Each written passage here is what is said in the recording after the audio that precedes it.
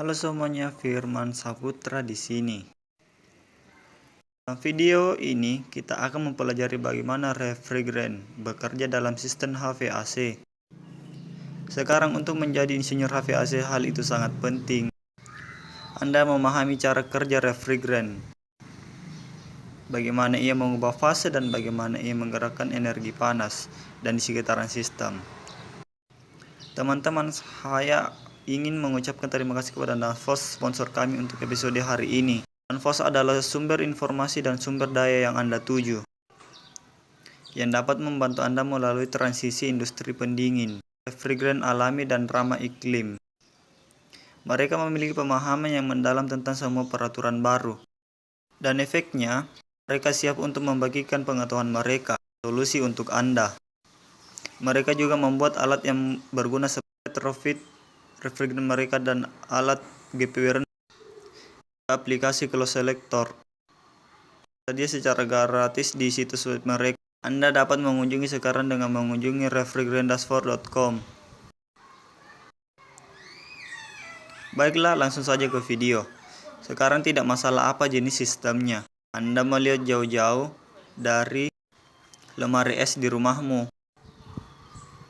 Untuk unit split sederhana dan bahkan pendingin industri besar, pada dasarnya mereka semua bekerja sama. Dan itu karena mereka melewatkan refrigerant diantaranya komponen utama evaporator, kompresor, kondensator, dan perangkat ekspansi. Kita mengatakan refrigerant, yang kita maksud adalah fluida yang biasa direbus dari cairan menjadi uap dan juga dikondensasikan dari uap kembali menjadi cairan. Dan ini harus bisa terjadi lagi dan lagi dan lagi tanpa kegagalan. Lantas, apa yang digunakan sebagai refrigerant? Nah, kita bisa dapat menggunakan air yang akan berhasil dan digunakan dalam pendingin aborasi. Jika Anda belum menonton video kami tentang pendingin penyerapan, saya sangat menyarankan Anda melakukannya. Kami juga punya banyak video menarik lainnya seperti pendingin udara dan HVAC hanya umum, pendingin udara dan HVAC hanya umum, video layanan bangunan. Jadi periksa ini saat Anda punya waktu. Alasan kami biasanya tidak menggunakan air yang sama, karena ada unit pendingin yang dibuat khusus. Refrigerant yang dirancang khusus oleh tugas ini, sehingga mereka dapat bekerja lebih baik. Di layar Anda akan melihat beberapa yang lebih umum. Refrigerant yang digunakan saat ini itu adalah R22, R134, dan R410. Jika Anda tidak tahu apa arti angka R, maka jangan khawatir, kita akan melihat file berbagai jenis zat pendingin di video berikutnya, dengan pro dan kontra dari mereka, terutama proteksi dampak terhadap lingkungan. Seperti yang Anda lihat di layar, refrigerant ini memiliki didih yang sangat rendah dibanding dengan air. Jadi mereka membutuhkan sedikit panas untuk mendidih dan menguap menjadi uap, dan ini berarti mereka dapat mengekstrak panas lebih cepat. Dapat melihat bahwa pada tekanan atmosfer kemudian mendidih. Titik air adalah 100 derajat Celcius. Titik air adalah 100 derajat Celcius atau 212 Fahrenheit, tapi R134 memiliki titik didih yang lebih adil, 6,3 derajat Celcius atau 19,34 derajat Fahrenheit. Jadi kita bisa dapat menggunakan suhu ruangan panas dari ruangan dan menyebarkan ke atmosfer. Tapi untuk sekarang mari kita lihat bagaimana refrigerant benar-benar bergerak di setiap sistem. Jadi kita akan memulai dengan kompresor, karena itu kekuatan pendorong refrigerant mendorong yang sekitaran sistem, dan ada banyak jenis kompresor yang berbeda. Tapi dalam video ini kita hanya akan melihat dasarnya.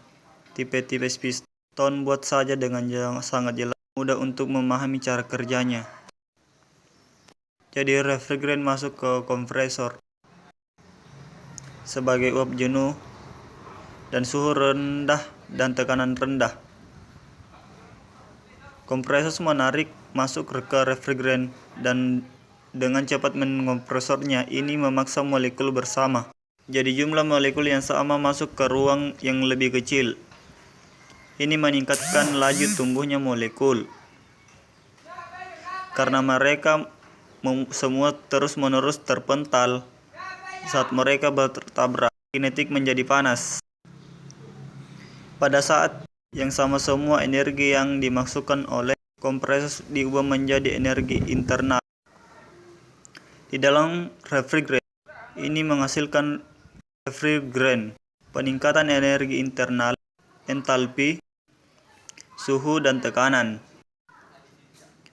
Anda akan tahu Anda pernah menggunakan pompa sepeda. Pompa menjadi sangat panas saat tekanan meningkat. Refrigeran sekarang berasal dari kompresor, sekitar ke dalam kondensor. Kondensor adalah tempat semua panas yang tidak didinginkan diubah keluar ke atmosfer. Ini akan mencakup semua panas dari gedung serta panas dari kompresor. Saat refrigeran memasuki kondensator, suhu harus lebih tinggi daripada udara di sekitarnya agar panas lebih berlimpah. Semakin besar perbedaan suhu, semakin mudah perpindahan panasnya. Refrigeran masuk sebagai uap super panas pada tekanan tinggi dan suhu tinggi.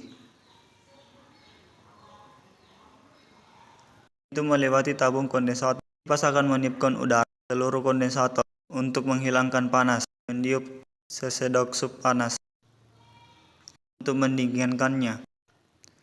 Saat udara bertiup melintasi tabung, ia akan menghilangkan panas dan refrigeran. Saat refrigeran melepaskan panas ini, itu akan mengelebut menjadi cairan. Pada saat refrigeran meninggalkan kondensator, itu akan menjadi cairan yang benar-benar jenuh, masih pada tekanan yang lebih tinggi tetapi juga sedikit lebih dingin, meskipun entar dan ekspansi agar menurun. Sekarang Anda akan melihat ini jika Anda menuangkan air mendidih ke dalam gelas. Anda akan melihat semua uap mulai keluar darinya, dan juga saat bersentuhan dengan kaca yang bersuhu lebih dingin, itu akan mengelebuh, dan uap itu kemudian akan membentuk uap, dan itu akan mengembung, itu akan mengelinding ke bawah, masuk ke bagian bawah kaca lagi, kembali menjadi cairan. Selanjutnya refrigeran keluar dari kondensator, sekitar dan ke dalam perangkat ekspansi. Dalam hal ini kita punya ekspansi termal. Katup ekspansi mengukur aliran refrigeran ke dalam evaporator. Dalam contoh ini menggunakan katup ekspansi termal yang menggunakan baut kapiler untuk mengontrol aliran melalui katup tergantung suhu outlet evaporator. Katupnya agak mirip dengan sel semprot. Ini memiliki tekanan tinggi di satu sisi di dalam botol, ada di sisi bertekan tepat setelah nozzle. Saat pelatuk ditekan, cairan akan terlewat, dan ini akan menjadi campuran cairan dan uap.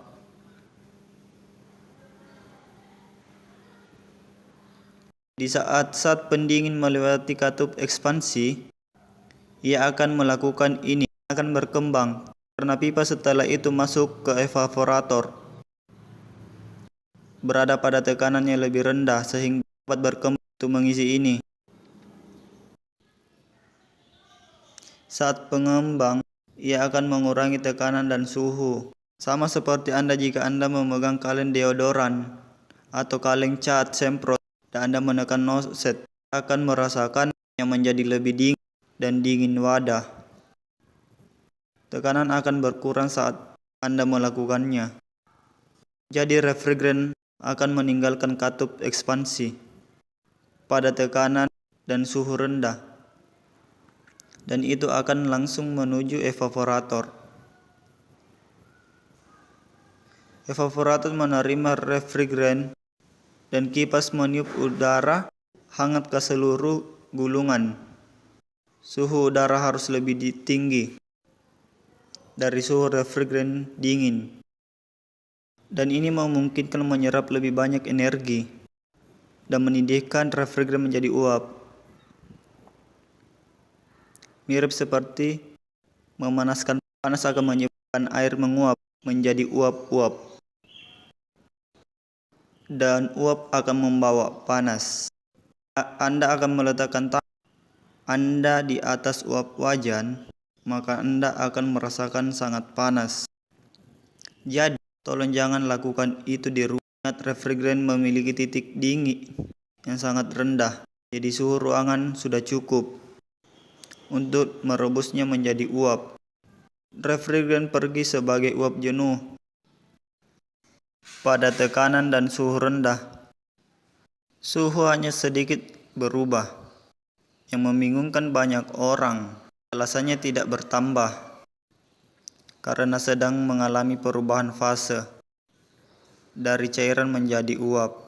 Energi panas digunakan untuk itu, memutus ikatan antara molekul, tetapi entalpi dan entropinya dan kesini energi mengalir.